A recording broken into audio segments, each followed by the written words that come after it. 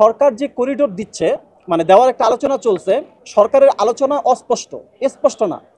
পররাষ্ট্র উপদেষ্টা এক কথা বলেন, খলিলুর রহমান সাহেব যিনি নিরাপত্তা উপদেষ্টা উনি এক কথা বলেন, আবার প্রধান উপদেষ্টার যিনি প্রেস সচিব তিনি আরেক কথা বলেন।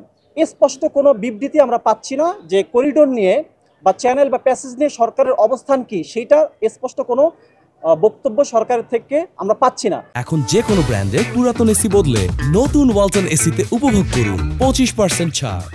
আহ্বান জানাচ্ছি গভর্নমেন্টকে, তারা যাতে স্পষ্ট করে তারা আসলে কি চায়, তারা কার সাথে আলোচনা করেছে, তারা কি করিডোর দিতে চায় নাকি চায় না ইত্যাদি। দ্বিতীয় বিষয় হচ্ছে, এখন করিডোর দিলে যে সমস্যাটা হবে সেটা হচ্ছে করিডোরটা দেওয়া হচ্ছে কাদের জন্য।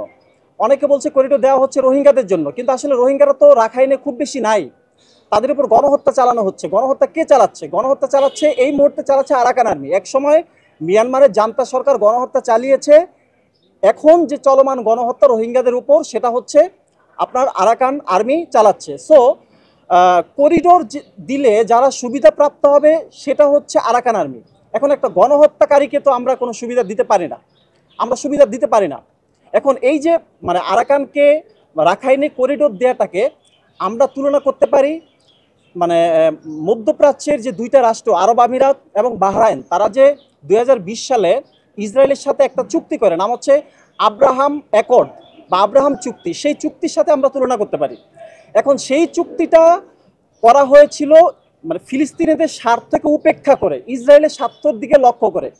একইভাবে এখন যে গভর্নমেন্ট মানে মানবিক করিডোর করতে যাচ্ছে, মানবিক করিডোর দিতে যাচ্ছে অথবা অন্য কোনো নামে অন্য কিছু দিতে চাচ্ছে, সেইটাকে আমরা তুলনা করব সেই আব্রাহাম অ্যাকর্ডের সাথে তুলনা করব। মধ্যপ্রাচ্যে যেরকম মধ্যপ্রাচ্যের আরব রাষ্ট্রগুলো স্বার্থ সংশ্লিষ্ট যে কোনো বক্তব্য, যে কোনো কথা, যে কোনো চুক্তি হতে হবে ফিলিস্তিনকে কেন্দ্র করে, একইভাবে আমাদের পার্শ্ববর্তী রাষ্ট্র মিয়ানমারে রাখাইনে যদি বাংলাদেশের কোনো কিছু করতে হয়, কোনো কিছু দিতে হয়, সেটা রোহিঙ্গাদেরকে দিতে হবে। বাংলাদেশের এটা সার্বভৌমত্বের সাথে সম্পর্কিত, নিরাপত্তার সাথে সম্পর্কিত বিষয়। এখন বিষয়টা হলো, যদি গভর্নমেন্ট করিডোর দেয় সেটা হচ্ছে এই করিডোর দেওয়াটা হবে অ্যাকচুয়ালি আরাকানকে দেওয়া, এবং এই করিডোরটা একইভাবে আমরা যেটা বললাম যে আব্রাহাম অ্যাকর্ডের মতো, যেটা বাহরাইন এবং আরব আমিরাত ইসরায়েল রাষ্ট্রের সাথে করেছে, সেরকম একটা মোনাফিকি একটা হবে রোহিঙ্গাদের সাথে আমাদের।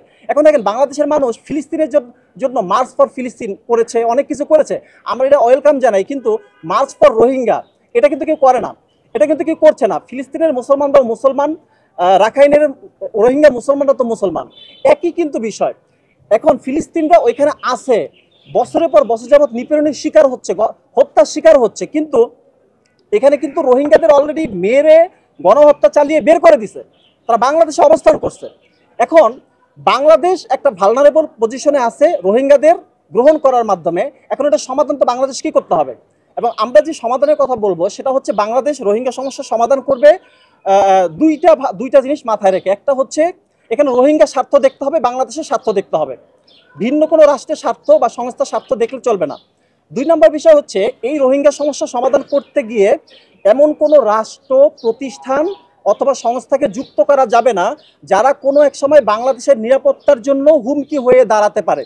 এই দুইটা জিনিস বাংলাদেশের অন্তর্বর্তী সরকারকে অবশ্যই মনে রাখতে হবে।